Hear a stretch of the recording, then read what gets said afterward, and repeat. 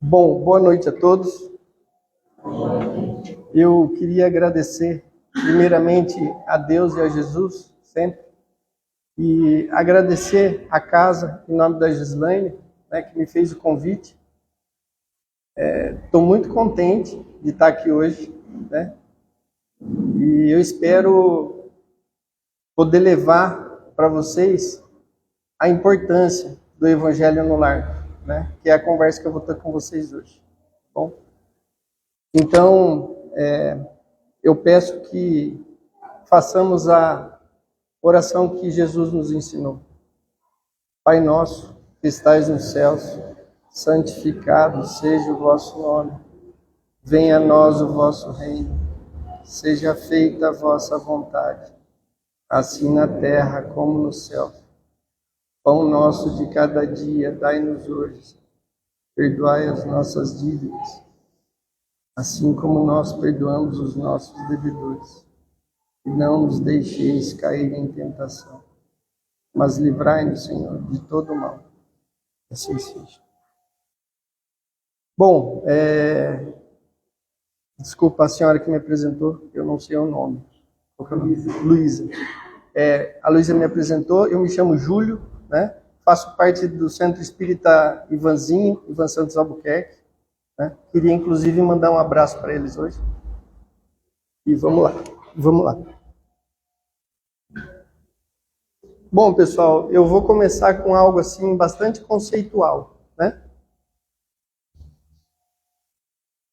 O que é o Evangelho no Lar? É um momento dedicado à oração em família, buscando um contato mais próximo com Deus e a espiritualidade amiga, através da leitura e estudo em família do Evangelho de Jesus, né? Mas o Evangelho no Lar, ele vai além disso, né? Ele agrega mais a família, né? Ele muitas vezes diminui algumas rusgas, alguns conflitos que existem entre as famílias, que é comum, é normal, né? E ele facilita também a nossa abertura para que os nossos mentores possam estar atuando com mais facilidade, né? Então, o Evangelho no Lar, ele é muito amplo no aspecto dos benefícios.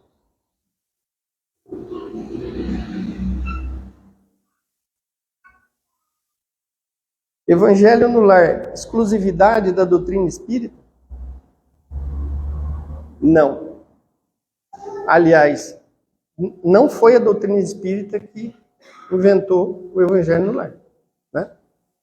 Ele começou há mais de 2 milênios por Jesus, que hoje é o que a gente conhece como o culto do Evangelho no Lar, né?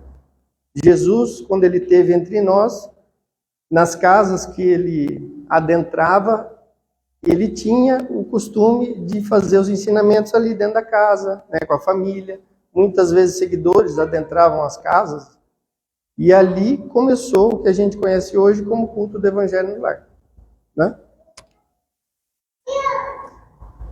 Detalhe importante: o Evangelho no Lar, ele não é um evangelho para o espírita, ele é um evangelho para o espírito. Isso independe de religião, né? Ah, Júlio, eu não sou espírita, dá para fazer? Com certeza, claro que dá. Existe leitura específica para se fazer o Evangelho no Lar? As pessoas orientam o Evangelho segundo o Espiritismo, né? Ah, Júlio, eu não sou espírita, eu sou evangélico. Bíblia, né? Dá para fazer? Claro que dá. O Evangelho no Lar, ele é um acalento para a nossa alma, né? Ele é um alimento para a nossa alma. Então, qualquer livro que seja edificante, que sirva de alimento para a nossa alma, serve para fazer o evangelho no lar. No caso da doutrina espírita, tem alguns livros, por exemplo, das obras básicas, que dá para fazer evangelho no lar, né? O Livro dos Espíritos, a Gênese, né? O Céu e o Inferno. Dá para fazer? Claro que dá. São livros muito edificantes, né? Que todos nós precisamos ler, ter conhecimento deles. E o evangelho no lar é uma oportunidade de estar estudando.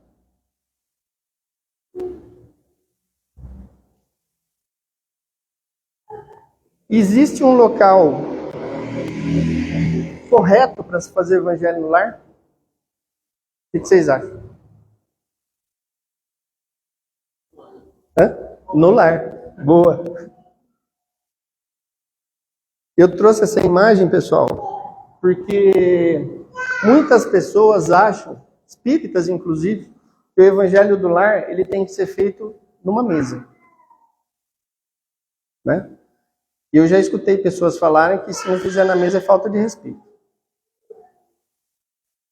Aqui nós vemos uma família, o pai, a mãe, os filhos, né? Sentado em poltronas numa sala, as crianças no chão, provavelmente escutando o pai ali falar alguma coisa do evangelho. É errado? Claro que não. Ah, eu posso fazer na cama, deitado com meus filhos, meus netos? Claro que pode. Lugar é detalhe, né? O importante é fazer o evangelho, não aonde ele é feito.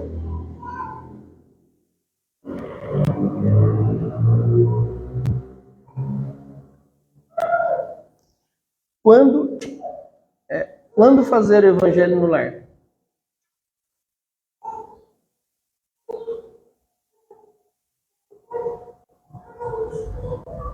A gente orienta sempre que o evangelho no lar se escolha um dia e uma hora, né? Pelo menos uma vez por semana. Ah, eu quero fazer todo dia. Ótimo, né? Excelente, melhor ainda. Mas a orientação que é dada é pelo menos uma vez por semana, né? E a gente começa com a escolha do dia e da hora. Por que isso? Porque a espiritualidade, ela tem agenda muito cheia, né? Muito cheia. Eles têm muito trabalho. Então, para eles fazerem parte do nosso evangelho no lar, eles precisam da nossa disciplina, né? Que a gente tem essa disciplina de escolher um dia e uma hora da semana e toda semana fazer naquele mesmo dia, naquele mesma hora, para que eles possam se encaixar, né? Ó, ele é disciplinado, vamos pôr ele na nossa agenda, entendeu? E eles estão ali, firme e forte com a gente, né? Mas eles precisam da nossa disciplina, até para que eles possam estar se reagendando, vamos dizer assim, tá bom? Prece inicial. Escolheu o dia, a hora certinho? Beleza. Prece inicial, um Pai Nosso ou uma oração, né, da preferência de cada um. Leitura de um trecho do Evangelho. Eu falo sempre que esse trecho do Evangelho, eu particularmente oriento que esse trecho não seja muito pequenininho, mas também que não seja muito extenso, né? Muito pequenininho, porque senão não vai dar a conversa, né, que normalmente se faz. E muito grande, principalmente se tiver crianças, porque criança enjoa, né? Você fica ali falando, ou ela sai ou ela dorme ali, né? Então que seja um trecho mediano para dar uma conversação, né, legal depois. E a conversa sobre aquilo que foi lido, né? Por que a conversa é importante? Porque muitas vezes um trecho que é lido do Evangelho, ou de qualquer outro livro que esteja sendo feito, existem entendimentos diferentes. né? E isso é muito legal, principalmente no caso do Evangelho, né? Muitas pessoas acham que não, mas é um estudo, né? Que é feito em família. Então, essa conversação é muito importante. Ah, Júlio, eu li e não entendi nada. Tá tudo bem. Mas alguém que está ali com você entendeu e pode te passar. E muitas vezes, do jeitinho que ele vai passar para você, você vai entender. Né?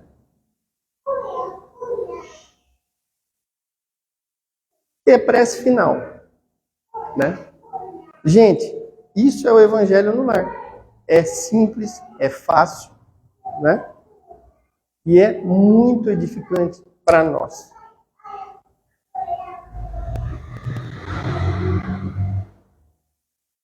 Essa imagem eu achei muito interessante trazer, porque aqui se vê, né, um lar e 3 benfeitores aqui.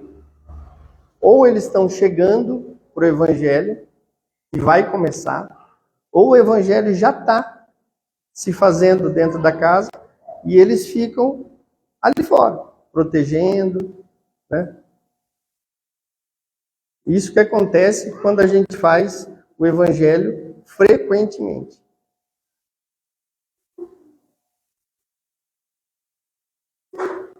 Falar um pouquinho da água fluidificada, né? Desculpe. Dessa proteção que acontece no lar. Quando fazemos o Evangelho no lar com frequência, nossa casa fica envolta de uma barreira fluídica, benéfica, a qual protege nosso lar de energias inferiores. Né? Então, quando nós fazemos o Evangelho no lar com frequência, se cria essa barreira fluídica. Né? Isso está inclusive em livros psicografados. Né? Isso realmente acontece. Tá? Ah, Júlio, mas eu chego nervoso do trabalho. Né? Eu não vou quebrar essa barreira? Claro que a sintonia das pessoas que moram dentro da casa tem influência, sim. Né? Mas quando o Evangelho no lar é feito com frequência, a serenidade, a harmonia é muito grande, né? Entre os integrantes do lar. Tá bom? Claro que a nossa sintonia é importante e ajuda muito, né?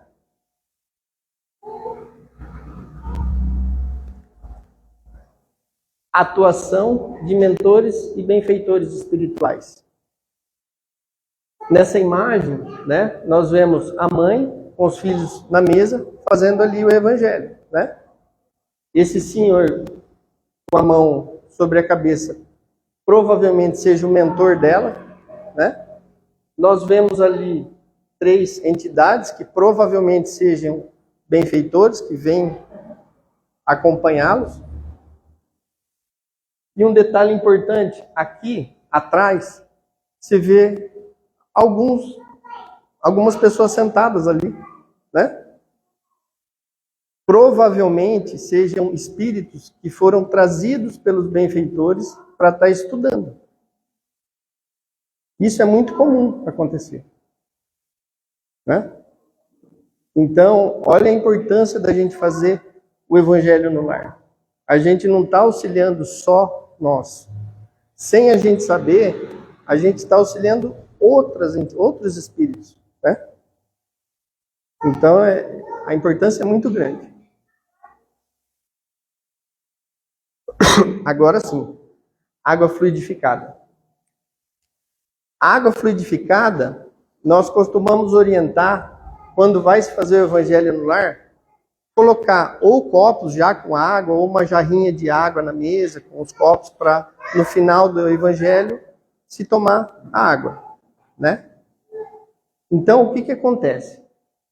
A água fluidificada é uma água magnetizada pelos benfeitores espirituais, contendo assim alterações ocasionadas por fluidos salutares ali colocados e direcionados para o equilíbrio de alguma enfermidade física ou espiritual. Claro que isso envolve algumas coisas, né? Merecimento, por exemplo, né? No caso de enfermidades físicas e tal. E Se vocês tiverem a oportunidade de conversarem, né? Eu não sei se tem algum aqui, mas de conversarem com algum médium que tenha clarividência, ele vai falar da maravilha das cores da água. É algo assim fantástico.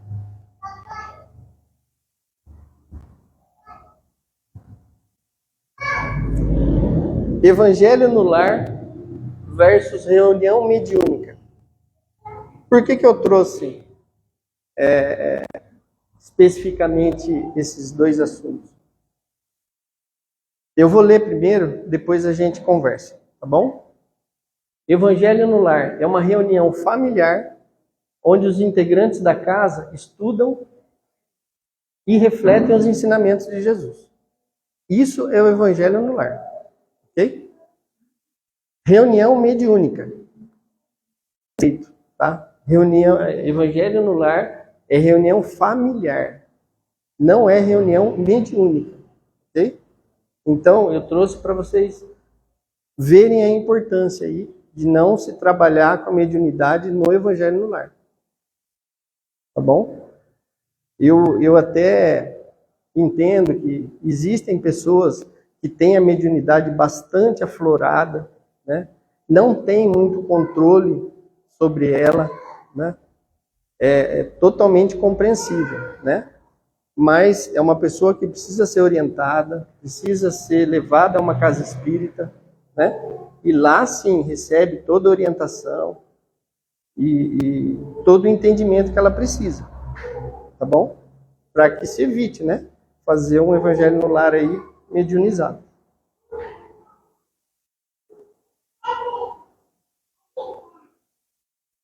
Alguém aqui já conhece Amigos da Luz? Não? Amigos da Luz é um grupo, se eu não me engano, de São Paulo, né? Eles são atores e eles fazem algumas sátiras, sabe? Relacionados à doutrina espírita. Então é assim, eles têm peça de teatro, tal, é muito legal. Então eu trouxe um vídeo para vocês deles que falam sobre o Evangelho no lar. Aí eu coloquei uma pergunta aqui antes do vídeo, que é a seguinte: será que sempre damos a importância necessária ao Evangelho no lar? Será que damos? Vamos ver?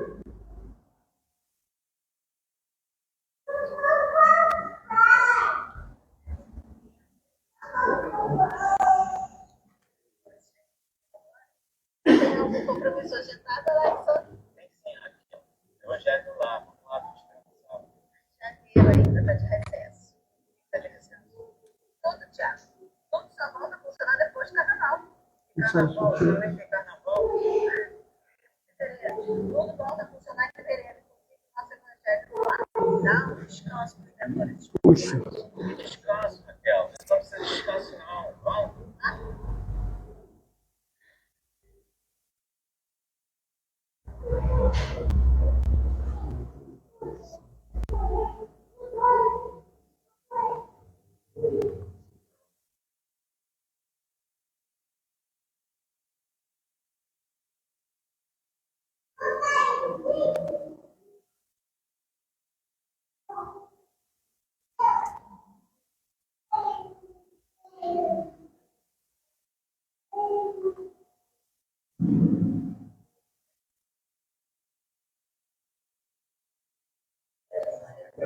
Não dá. Puxa, infelizmente não vai sair o som. Vocês não dá para escutar, né? Não dá. Bom, vamos para a próxima. Quais os benefícios do Evangelho no lar? Proteção espiritual do lar e seus integrantes, né? É o primeiro benefício. Proximidade a Deus, Jesus e aos nossos mentores. É aquela abertura importante que eu falei no começo, né? E todos nós damos quando começamos a fazer o Evangelho no lar.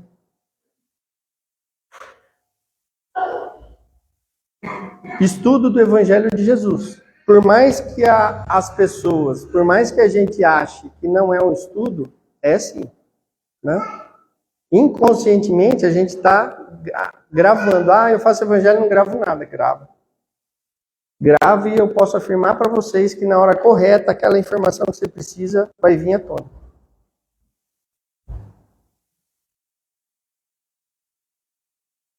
Iluminação individual dos integrantes do lar e auxílio a irmãos através do evangelho, né? Nós que fazemos o evangelho somos os primeiros beneficiados, sim, né? Os integrantes da casa como um todo. Mas esse auxílio, ele é expandido. Eu vou falar nisso um pouquinho mais para frente. Essa imagem eu achei bastante impactante, né? Onde 2 ou mais estiverem reunidos em meu nome, eu estarei entre vós. Jesus nunca falaria algo que ele não pudesse cumprir, né?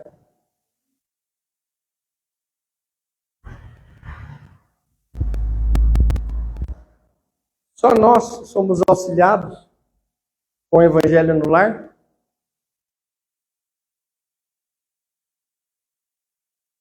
Eu acho esse exemplo muito interessante, né? A troca da lâmpada queimada, né? Ah, queimou a lâmpada da sala lá de casa. Sobe na escadinha, né? Tira a lâmpada e coloca. Quando você coloca a lâmpada nova e acendem a luz, quem que é o primeiro que é iluminado? É o que está lá em cima, né? Na escada. Depois, a luz, né? Ilumina o resto da sala, as pessoas ali. Não é isso? É assim que acontece com o Evangelho no lar. Os primeiros a serem iluminados, protegidos, são os integrantes da casa, né? São aqueles que fazem o Evangelho ali. Mas essa luz, essa proteção, esse auxílio, ele é expandido. Isso eu estou falando de uma casa que faz o Evangelho no lar. Agora, vocês imaginem 2, 3 casas, uma rua, né? 2 ruas, um bairro, uma cidade. O tamanho da iluminação que acontece.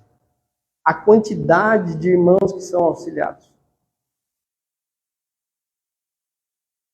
Então é algo assim para se pensar, né? Não só para se pensar, mas para se fazer. Porque é algo de extrema importância, né? Como eu disse, primeiro para nós, né? Mas isso é expansível e bastante expansível.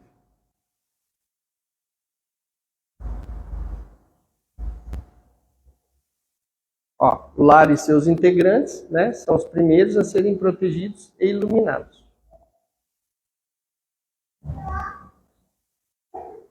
E espíritos são trazidos por benfeitores para estudarem junto conosco, né?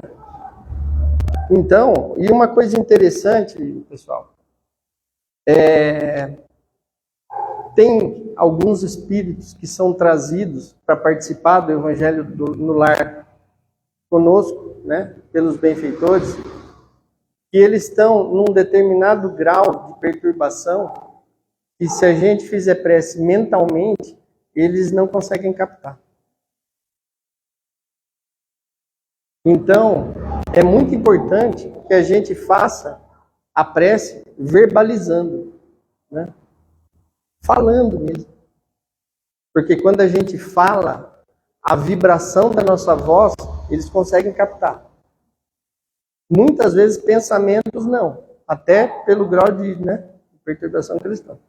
Mas a vibração da voz, eles conseguem.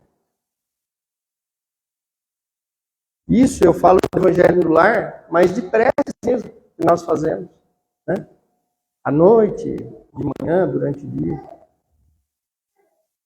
Ok?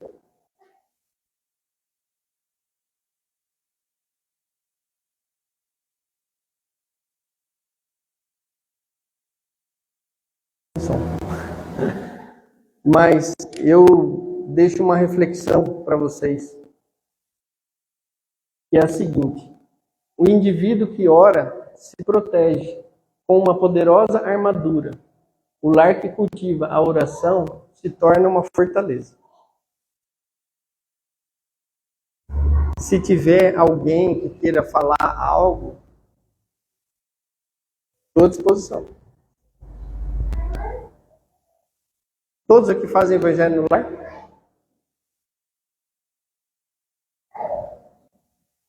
É muito importante, pessoal. Muito. Oi? Bom, eu espero que eu tenha conseguido passar a importância do evangelho no lar para vocês. Tá bom? Peço desculpa por ter sido um pouco rápido hoje, né? Mas era isso que eu queria passar para vocês. Obrigado.